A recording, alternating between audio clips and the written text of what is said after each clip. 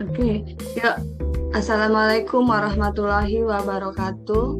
Waalaikumsalam Waalaikumsalam warahmatullahi wabarakatuh. Pertama saya ucapkan terima kasih pada ibu-ibu sudah menyempatkan waktunya bergabung di webinar yang saya buat untuk pengimbasan pembelajaran saya di modul 1.4 tentang budaya positif dari pembelajaran CGP Angkatan 9. Salawat dan salam saya ucapkan pada junjungan besar Nabi Muhammad SAW beserta kerabatnya. Semoga kita semua mendapatkan syafaat hingga akhir zaman. Sebelumnya sebelum mulai acara ini ada baiknya kita berdoa terlebih dahulu agar apa yang sudah kita dapatkan hari ini bisa bermanfaat dan berkah untuk kita semua dan anak didik yang ada di sekolah. Berdoa mulai.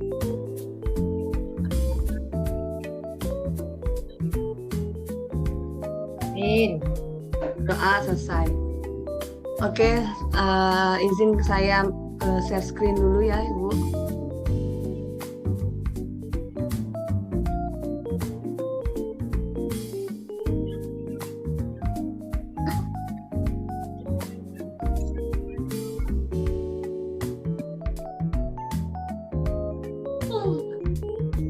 Seperti yang sudah saya sampaikan, bahwasannya ini merupakan pengimbasan atau disebut diseminasi dari elaborasi pemahaman modul 1.4 budaya positif dari pembelajaran calon guru penggerak angkatan ke-9. Tujuan dari pembelajaran atau webinar malam ini yaitu semoga kita semua rekan guru, ibu-ibu semua dapat memahami tentang budaya positif, dapat mengenal tentang konsep dari budaya positif, dan dapat menerapkan budaya positif itu sendiri di sekolah kita. Sebelum kita lanjut ke materi, agak tegang ya. Agak mulai tegang, kita ice breaking dulu ya. Seperti biasanya, ice breaking kita mengenai tebak warna. Mungkin sudah pernah mendengar ya ibu-ibu ya tentang ice breaking tebak warna. Kira-kira bisa mengikuti ya. Terlihat Bu yang saya share screen tentang ice breaking ya? Ya. Ya, kelihatan. Ini tebak warnanya bukan tulisan ya Bu ya? Yo. Oke. Nah, siap ya? Yuk. Yuk. Mau. Biru, Balik. biru, hijau, pink, kuning, merah, biru, pink, Tidak kelihatan. Tidak muncul yuk. Tidak Tidak kelihatan. muncul. tidak Tidak muncul. muncul. Tidak muncul. Iya. Iya, tidak muncul. Oh, tidak muncul, pantes. Cuman Memang tulisan ada tulisan breaking lah ya. breaking. Yang mana muncul? Oh, oke, oke, oke nih, lanjut. Ini muncul. Muncul level. Level sulit ya? Ya, Iya. oke. Sulit. Sulit. Siap, Level Ya. siap. Siap. merah, Merah. Merah. kuning, Kuning. Hijau. pink, Pink. Pink. putih, Putih. merah, Merah. kuning, Kuning. Kuning. Biru. Biru. hijau, Hijau. Hijau. Pink. Pink. merah. Merah. Biru. Oke, selesai. Terima kasih. Tangan dulu dong, kalau ibu semuanya. Oke, kembali lagi ke ini. Ini sudah beralih ke tema Bu? Atau masih ice breaking? Tulisannya yang nampil. Tulisannya kamu hebat. Oke, lanjut.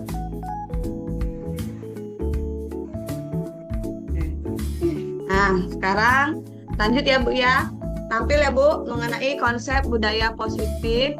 Ini materinya yang konsep budaya positif itu ada 6. Yang pertama disiplin positif dan nilai-nilai kebajikan universal, teori motivasi, hukuman dan penghargaan, serta restitusi. Ketiga mengenai keyakinan kelas. Keempat kebutuhan dasar manusia dan dunia berkualitas. Yang kelima mengenai posisi kontrol kita sebagai guru. Yang keenam tentang segitiga restitusi. Mengenai perubahan paradigma teori kontrol atau teori pilihan. Yang pertama, ilusi guru mengontrol murid. Yang kedua, ilusi bahwa kritik dan membuat orang merasa bersalah. Ilusi bahwa semua penguatan positif, efektif, dan bermanfaat. Yang terakhir, ilusi bahwa orang dewasa memiliki hak untuk memaksa. Untuk mengubah paradigma itu harus membangun budaya positif di sekolah, perlu menyediakan lingkungan yang positif juga, yang aman dan nyaman agar murid mampu berpikir, bertindak, dan membuat mereka merdeka, mandiri, dan bertanggung jawab. Lazimnya disiplin dikaitkan dengan kontrol, dalam hal ini kontrol kita sebagai guru dalam menghadapi murid kita. Nah, ini mengenai stimulus dan respon atau teori kontrol pilihan. Nah, biasanya kalau hal yang biasa, misalkan ini contoh nomor 3, orang lain bisa mengontrol saya. Nah, untuk teori kontrol pilihannya itu sebaiknya hanya Anda atau hanya kita yang bisa mengontrol kita. Nah, kan yang terakhir ada model berpikir menang atau kalah. Itu tidak ada. Harusnya model berpikir kita itu kita ubah menjadi berpikir menang dan menang. Karena berpikir Ibu. terus kita paradigma yang negatif menjadi paradigma yang lebih positif. Seperti itu ya Bu ya. Nah, dalam disiplin positif itu ada teori kontrol atau teori pilihan ya, mengenai makna disiplin, teori motivasi, 5 kontrol, posisi kontrol, dan 5 kebutuhan dasar manusia. Kalau disiplin kemarin ada yang beranggapan bahwa disiplin itu merupakan tata tertib ya Bu ya. Tapi di sini disiplin merupakan belajar, tapi belajar mengontrol diri. Nah, sedangkan dalam teori motivasi seperti biasa, bahwa teori motivasi itu ada 2, motivasi dari dalam diri dan motivasi dari luar diri. Biasanya disebut kalau motivasi dalam diri itu disebut motivasi intrinsik, dan motivasi dari luar diri yaitu motivasi ekstrinsik. Terlihat pada ini ada bacaan dari aku ketinggalan. hukuman. Terima kasih ya. Mana dari Mafid? Tolong di-mute Bu Upi. Untuk menghindari hukuman atau untuk mendapatkan imbalan. Biasanya motivasi seperti itu merupakan motivasi ekstrinsik atau dari luar. Biasanya anak-anak atau diri kita kalau mau dapat penghargaan atau mau dapat pujian itu merupakan motivasi ekstrinsik. Sedangkan motivasi sebaik-baiknya motivasi itu adalah motivasi intrinsik dari dalam diri kita sendiri. Nah, hal ini motivasi ini harus kita tanamkan untuk mengembangkan disiplin positif pada diri kita. Misalkan kita mau menjadi orang yang hebat atau orang yang sukses atau orang yang memiliki disiplin yang baik, itu ada tertanam dalam diri kita sendiri. Nah, ini tadi sudah disampaikan bahwa disiplin itu merupakan belajar. Nah, dalam nilai-nilai kebajikan universal itu keterkaitannya pada nilai-nilai yang kita kenal dalam profil pelajar Pancasila. Ya, yang pertama itu ada beriman dan bertakwa kepada Tuhan Yang Maha Esa, mandiri, benalar kritis, berbineka global, dan bergotong royong serta kreatif. Nilai-nilai kebajikan universal itu adalah yang tertanam pada profil pelajar Pancasila. Nah, mengenai teori motivasi, hukuman, dan penghargaan sudah sedikit saya bahas tadi. Sebenarnya penghargaan itu kadang kita anggap sebagai sudah hal yang baik memberi penghargaan pada siswa. Namun kalau kita sering memberikan penghargaan, takutnya membuat menurunnya kualitas. Jadi anak itu lebih mengharapkan mau belajar itu untuk mendapatkan hadiah saja, jadi mendapatkan penghargaan saja, bukan dari diri mereka sendiri. Jadi penghargaan itu juga bisa merusak atau menurunkan kualitas, mematikan kreativitas, dan mengurangi motivasi intrinsik dari diri siswa itu sendiri. Jadi jangan sering-sering, boleh memberikan penghargaan, tapi kalau bisa jangan sering-sering ya, karena bisa menurunkan kualitas bagi diri siswa itu sendiri. Sama.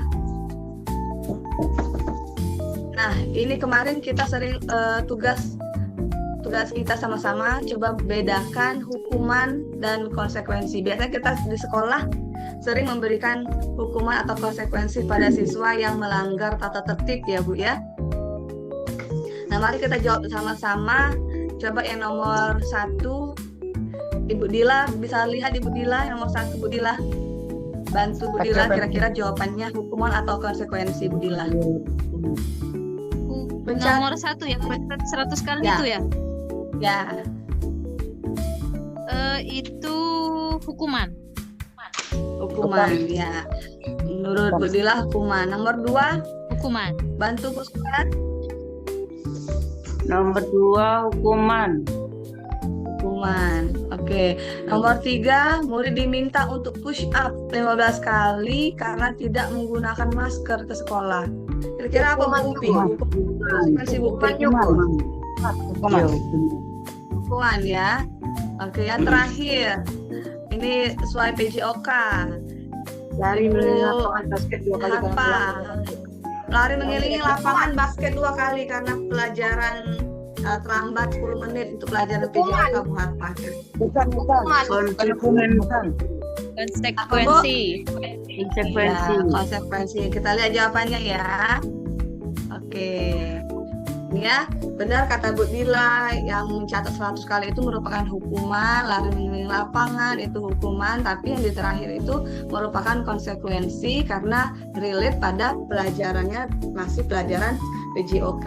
Jadi kalau mau memberikan konsekuensi yang relate adalah untuk pelajaran kita ada manfaatnya, jangan hanya memberikan hukuman.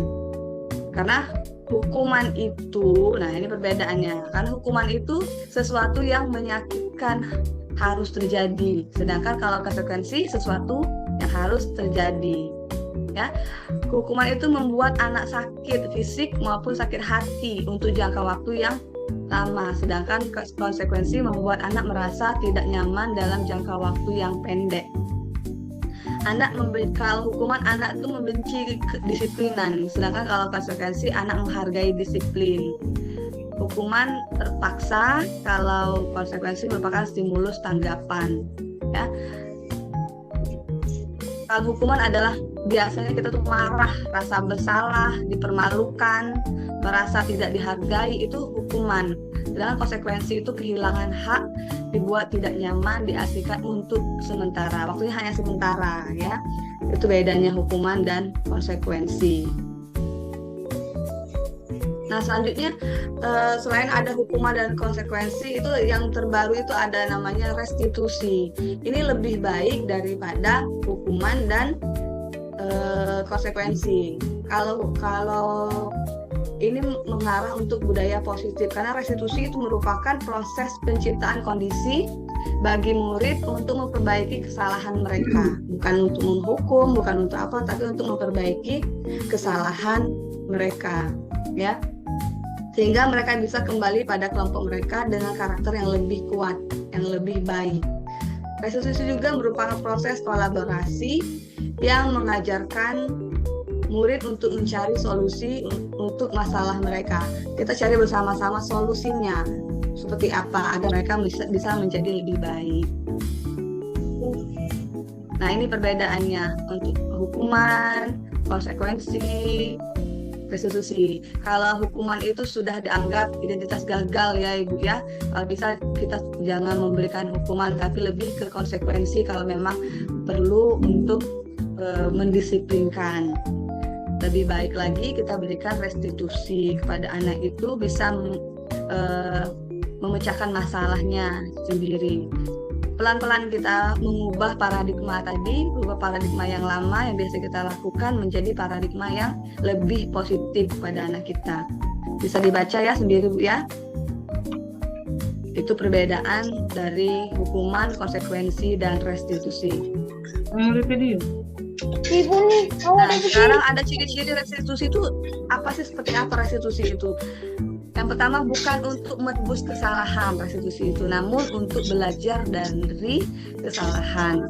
Dan yang kedua, restitusi itu memperbaiki hubungan dan tawaran, bukan paksaan. Misalkan ada kira-kira kalian mau seperti apa, jangan dipaksa kamu harus seperti ini. Nah, jangan ada kata paksaan, tapi kita lebih menawarkan bagaimana solusi yang harus kita berikan kepada siswa. Restitusi juga menuntun untuk melihat ke dalam diri siswa. Biasanya anak-anak itu nanti keterkaitannya kepada kebutuhan dasar. Biasanya anak-anak untuk melakukan kesalahan itu karena kurang terpenuhinya kebutuhan dasar ya. Restitusi itu fokus pada solusi, itu tercatat ya. Restitusi fokus pada solusi. Kita berikan solusi, kita bantu cari solusinya kalau anak mengalami atau mendapatkan melakukan pelanggaran atau membuat masalah di sekolah dalam pelajaran di kelas. Terus restitusi mengembalikan murid yang berbuat salah pada kelompoknya. Kelompoknya di sini adalah kelompok yang tadinya kelompok yang baik ya Ibu ya, bukan kelompok sama kelompok yang berbuat salah, tapi kita kembalikan kelompok yang baik. Nah, kita memasuki pembelajaran ketiga, yaitu keyakinan kelas. Saya lihat sudah banyak dari kelas-kelas sudah membuat keyakinan kelas ya. Ibu Dila, kelas Ibu Upi, Ibu yang lainnya, Demi, saya lihat dari kelas dia sudah terpampang di dinding bahwa ada keyakinan kelas. Nah, ini agar tidak salah, agar keyakinan kelas ini keyakinan kelas itu bukan tata tertib ya, keyakinan kelas bukan tata tertib. Nah, kita masuk ke dalam pembelajaran keyakinan kelas ya. Apakah sudah benar keyakinan kelas yang kita buat di kelas kita yang sudah ditempel di dinding ya. Nah, mengapa tidak peraturan saja? Mengapa harus keyakinan kelas? Karena kebanyakan kan dilihat di dinding itu sama seperti peraturan, tidak boleh makan di kelas, harus membuang sampah pada tempatnya, harus datang tepat waktu, betul sama kurang lebih dengan peraturan. Kenapa tidak peraturan saja? Mengapa harus keyakinan kelas? Nah, seperti ini ya. Ada mengapa kita memiliki peraturan harus menggunakan helm mengendarai kendaraan? Mengapa kita memiliki peraturan 3M? Nah, seperti ini jawabannya bisa kita lihat seperti ini. Ya. Awalnya itu adalah peraturan kelas. Tidak boleh ini, tidak boleh itu. Misalkan harus seperti ini, harus seperti itu. Itu adalah peraturan. Namun keyakinan kelas itu lebih, bahasanya kita bisa lebih positifkan lagi. Jangan ada paksaan kan, tadi jangan ada kata paksaan. Kita lebih tidakkan lagi. Nah, ini contohnya ya. Kalau di kelas kira-kira yang mana yang merupakan keyakinan kelas? Kira-kira yang mana yang sebelah kiri atau kanan, yang hijau atau yang putih? Ada yang bisa bantu? Yang mana kira-kira Bu? Yang putih. Yang lain? Yang putih ya. Karena seperti yang sudah saya bilang tadi, kesepakatan kelas, ya, keyakinan kelas. Ini sama-sama judulnya sama-sama kesepakatan kelas. Tapi kalau yang sebelah kiri itu lebih seperti tata tertib. Sedangkan yang sebelah kanan yang putih itu lebih kesepakatan kelas, keyakinan kelas, ya. Kenapa? Ada yang tahu jawabannya? Kenapa? Siapa yang jawab yang putih tadi? Dalila. Ibu siapa tadi? Ibu Dalila. Kenapa Bu Dila? Yang putih Bu Dila. Boleh bantu Bu Dila. Karena menurut saya itu kalau yang putih itu lebih ke keyakinan sikap kita. Ya. Kalau kesepakatan kelas yang hijau itu lebih ke peraturannya kayak gitu, Bu. Iya. Betul sekali. Terima kasih ya. Jawabannya luar biasa Bu Dila ya. Yang pasti kesepakatan atau keyakinan kelas itu kita sama-sama, bukan hanya saja untuk siswa, tapi juga ada untuk guru. Jadi kami guru dan siswa. Kalau waktu kita nanti stop, ya kita siap-siap masuk kembali. Saya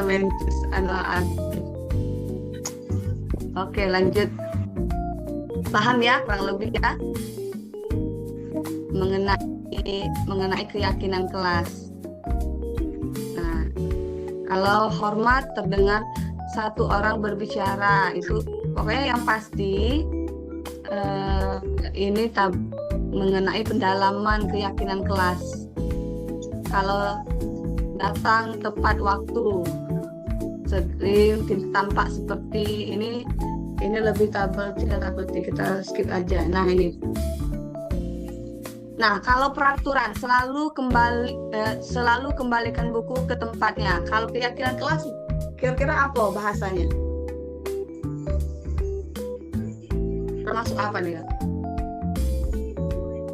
Ada yang bisa bantu? Kalau hadir, nah nomor 3, dilarang mengganggu orang lain. Bahasa keyakinan kelas yang lebih positifnya lagi apa?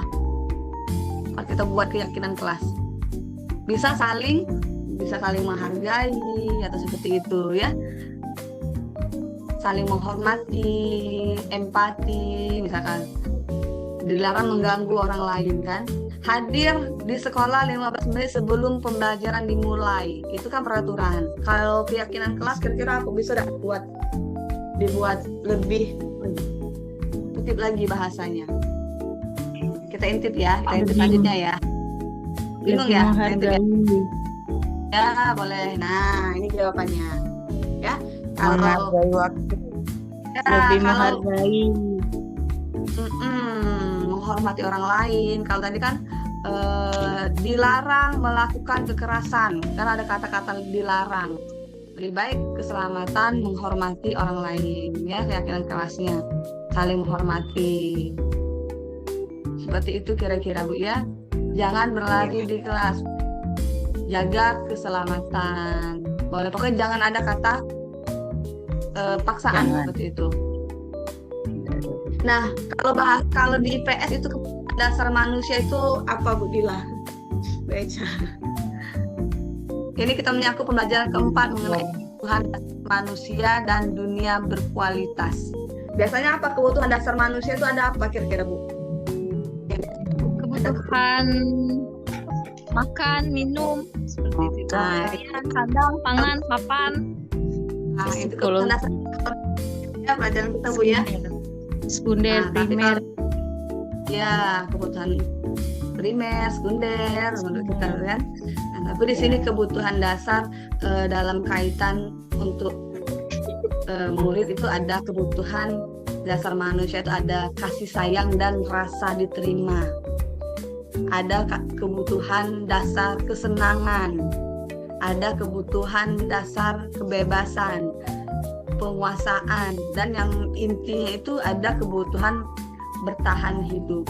Biasanya anak-anak itu kalau melakukan kesalahan, melakukan pelanggaran, itu biasanya kurangnya kebutuhan dasar dari kelima dasar ini. Ada kurang kasih sayang, jadi minta perhatian, dia kan jadi nyari-nyari masalah oleh karena kurang kasih sayang, kurang perhatian misalkan. Terus pengen diakui, pengen merasa bebas. Ya, seperti kemarin kasus siswa kita yang keluar, misalnya jalan-jalan keluar, itu kan mereka mencari kesenangan, karena mereka tidak tercukupnya kebutuhan dasar manusianya tadi, jadi membuat kesalahan untuk memenuhi kebutuhan dasar mereka, tapi yang salah. Harusnya kalau kebutuhan dasar mereka cukup, mereka dapat kesenangan baik itu dari rumah maupun utamanya dari rumah, kebutuhan dasar ini terpenuhi dan dibantu oleh kita dari sekolah, insya Allah mudah-mudahan anak-anak kita tidak melakukan pelanggaran atau kesalahan. Yang pasti itu. Nah, selanjutnya ini ada mengenai 5 posisi kontrol. Ya, kita sebagai guru itu harus ada posisi kontrol.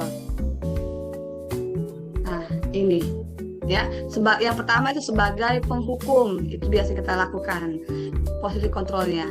Yang kedua, pembuat rasa bersalah.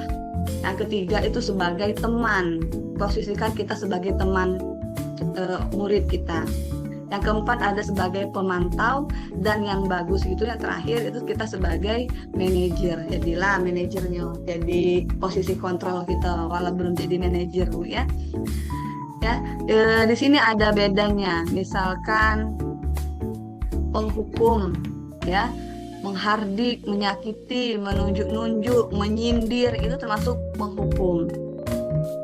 Misalkan pembuat orang bersalah, merasa bersalah, kita bisa ceramah atau ngasih, ibu seharusnya kalian seperti ini, jangan seperti itu lagi. Ya, itu seperti kita ceramah, itu kamu tidak kasihan apa sama orang tua, seperti itu kan.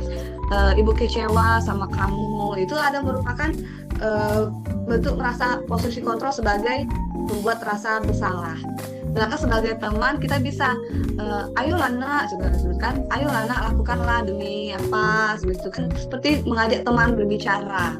Itu posisi kontrol ya, kontrol sebagai teman. Sedangkan pemantau menghitung dan mengukur berapa kali anak ini bisa melakukan kesalahan, sudah berapa kali anak ini, terus kita lakukan lagi, sudah perbaikan, kita pantau ya.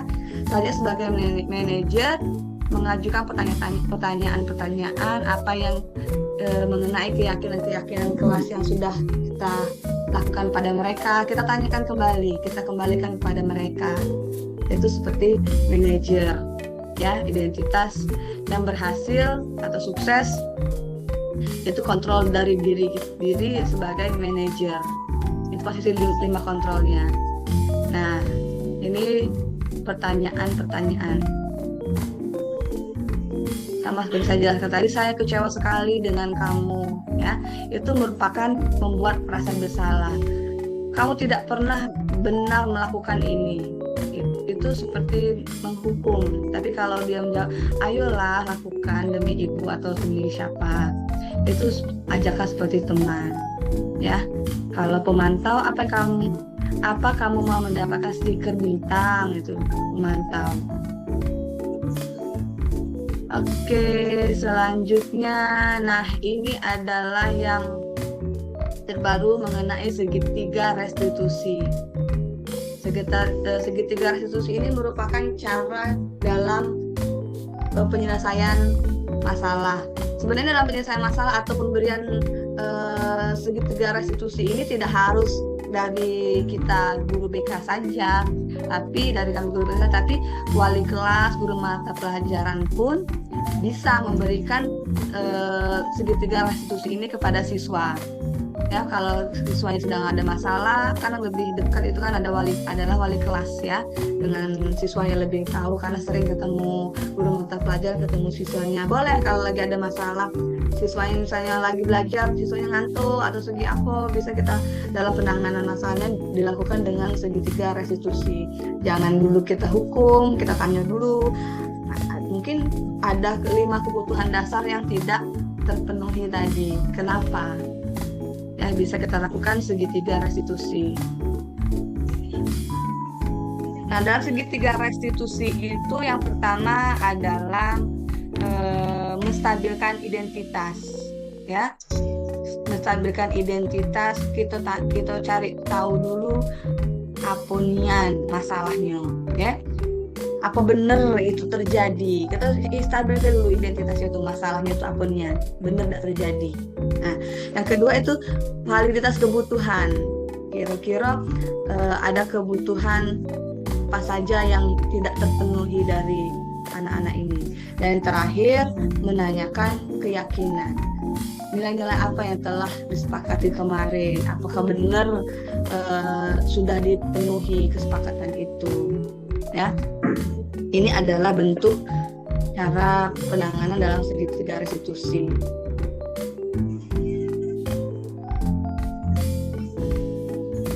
Nah, ini contoh menstabilkan identitas yang pertama tadi, membuat anak yang merasa gagal karena berbuat salah menjadi positif terhadap dirinya.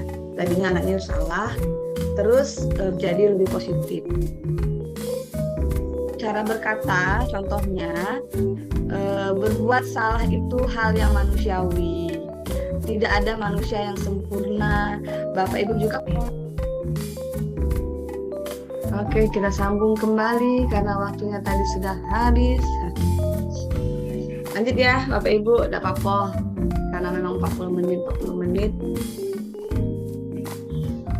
Lanjut tadi mengenai bisa terlihat masih Bu? Terlihat screen saya? Terlihat. Oke, terlihat. Terima kasih Bu Bila.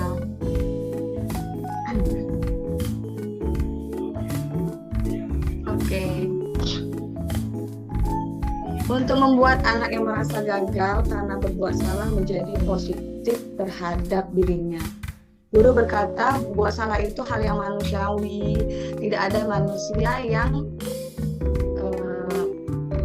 sempurna. Bentar, kenapa saya belum muncul?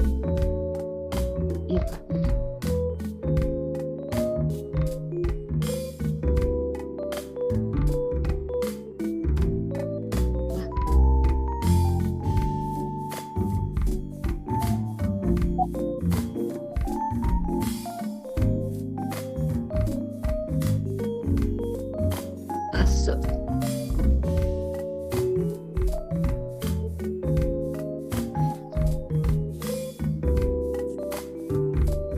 Guru berkata berbuat salah itu hal yang manusiawi.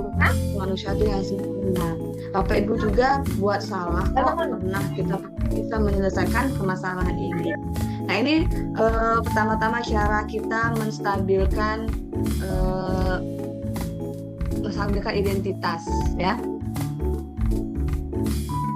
Nah, kalau kamu menyalahkan dirimu sendiri terus-menerus, apa kamu bersikap baik pada dirimu sendiri? Kita tanyakan lagi kepada dia untuk mengenai permasalahan dari yang dia lakukan.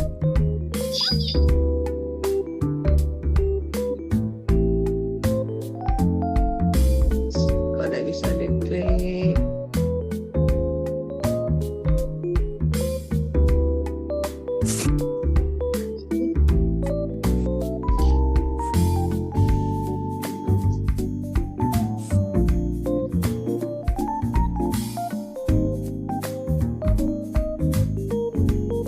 Untuk menanya sebelum itu mengenai validitas kebutuhan, itu membantu murid mengenali kebutuhan dasar yang ingin dipenuhinya ketika melakukan kesalahan itu sendiri. Pada dasarnya setiap tindakan manusia itu tujuannya adalah menemukan basic needs, kebutuhan dasar, apakah itu power, freedom, love, and belong, fun, atau survival. Yang tadi 5 kebutuhan dasar tadi ya, apakah itu merupakan kekuatan atau cinta, rasa kasih sayang ya. Itu contohnya seperti misalkan guru berkata,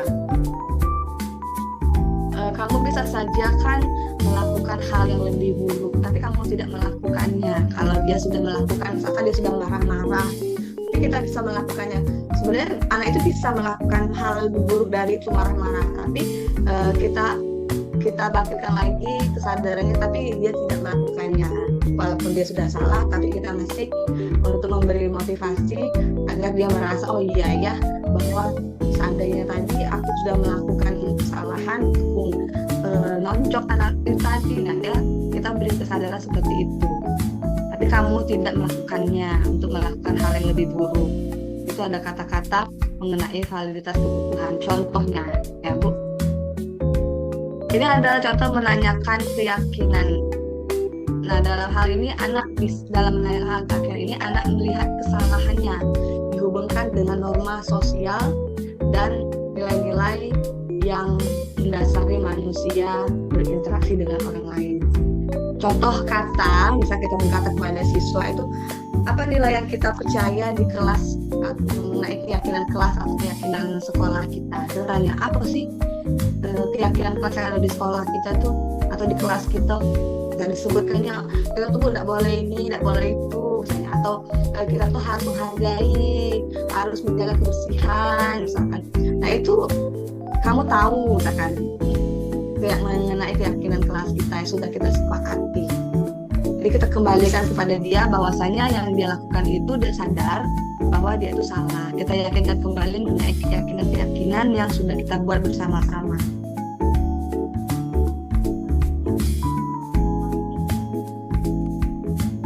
Nah,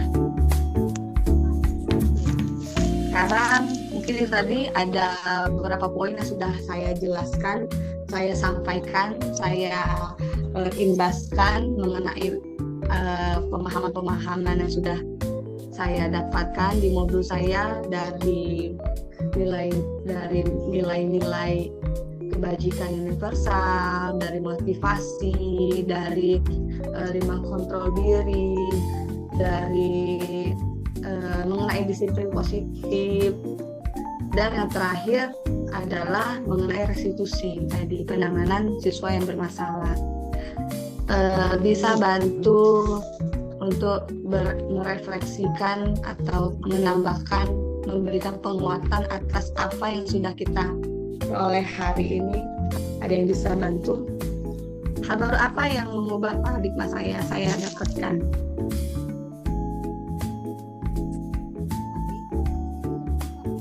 Ada bantu?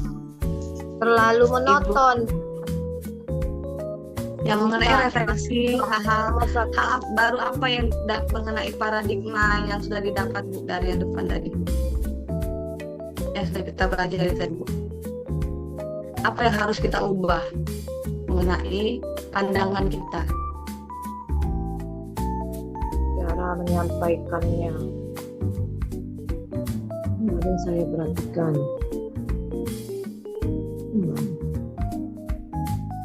Ini yang tadi kan mengenai nilai-nilai kebajikan kita.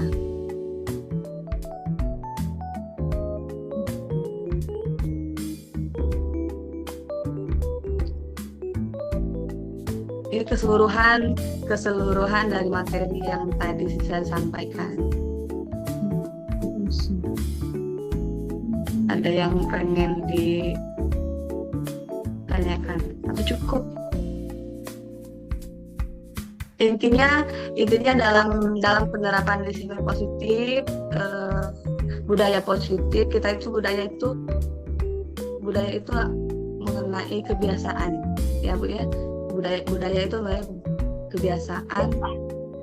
Jadi kalau budaya yang positif adalah kebiasaan yang positif. Ya, budaya kebiasaan positif harus kita lakukan di sekolah, baik dari diri kita maupun untuk siswa kita. Jadi kita menerapkannya bersama-sama, dimulai dari diri kita sebagai guru, untuk membantu siswa melakukan hal-hal yang positif, menjadi kebiasaan yang positif, dan terbentuklah itu menjadi budaya yang positif. Nah, kita yang perlu kita ubah yaitu paradigma kita yang lama, yang mungkin tadi kita biasa memberikan hukuman atau memberikan penghargaan, terus motivasi tadi kan, memberikan penghargaan itu tidak harus keseringan, karena memberikan bukan berarti tidak boleh, bagus, boleh memberikan penghargaan. Seperti itu juga dalam memberikan hukuman tadi, bukan kalau bisa dikurangi atau dihilangkan, kita ubah menjadi memberikan konsekuensi ya tadi ya, memberikan konsekuensi.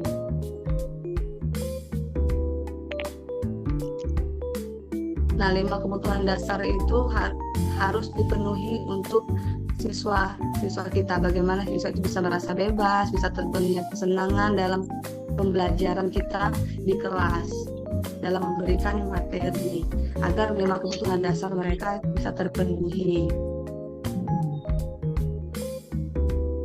Itu yang perlu kita terapkan adalah mulai belajar nantinya, yaitu dalam pemberian teori motivasi dan dalam posisi kontrol. Ya, 5 posisi kontrol kita ya Bu ya. Pelan-pelan perubahan ini bisa kita terapkan nantinya, baik itu dari diri kita sendiri yang utama, baru kita terapkan kepada siswa. Kalau biasa kita menerapkan kepada siswa dalam seperti paradigma yang lama, pelan-pelan kita ubah jadi yang baru. Dalam membuat keyakinan kelas tadi, adanya larangan-larangan itu mungkin sebaiknya kita perbaiki, yaitu dengan hal yang kata-kata yang lebih positif ya, mungkin seperti itu. Kami dulu nak. Oke, bisa Bu, bisa dipahami, bisa kita bersama-sama. Nanti kalau ada hal yang baru atau yang pengen ditanyakan lagi, boleh nanti Bu kita diskusi bersama-sama di sekolah. Ya. Oke. Ada. Oke, terima kasih. Saya tutup share screen-nya dulu. Ada yang mau nambahkan atau mau Skip. bisa ya berbicara lagi? Skip. Kalau Iya, Bu. apa Man? Kalau tidak ada, kita mau foto bersama dulu sebelumnya. Sebelum tutup, ayo muncul dulu, kita foto bersama dulu. Oke, cantik tinggal. Oke, foto dulu ya. Ini Ibu Rita, noleh dikit Bu Rita, kesini dikit, geser di sini. Iya. 1, 2. Baru balik deng, baru berjalan. 1, 2, cheese. Oke, cakep. Oke. Mana Etek? Apa nama poni Eteknya baru muncul Etek nih. Ayo Pak Etek. Mukanya Bu. HP juga hang terus katanya. Apa nama Ibu ini? Ibu Upi, Ibu poni. Nak foto bareng dah. Pi, foto bareng Pi. Oke. Belum tidur. Oke. Belum Bu, masih sore. Oke ya, sebelumnya sebelum saya akhiri, saya ucapkan terima kasih. Sebelum ditutup, kita diawali dengan doa, jadi ditutup juga dengan berdoa. Sebelum mengakhiri kegiatan ini, kita tutup dengan doa bersama-sama dari kepercayaan kita masing-masing. Berdoa mulai. Berdoa selesai. Akhir kata, saya ucapkan terima kasih banyak kepada ibu-ibu sudah mengganggu waktunya. Saya tutup dengan wabillahi taufiq wal hidayah. Wassalamualaikum warahmatullahi wabarakatuh. Waalaikumsalam. Selamat istirahat. Dah. Terima kasih.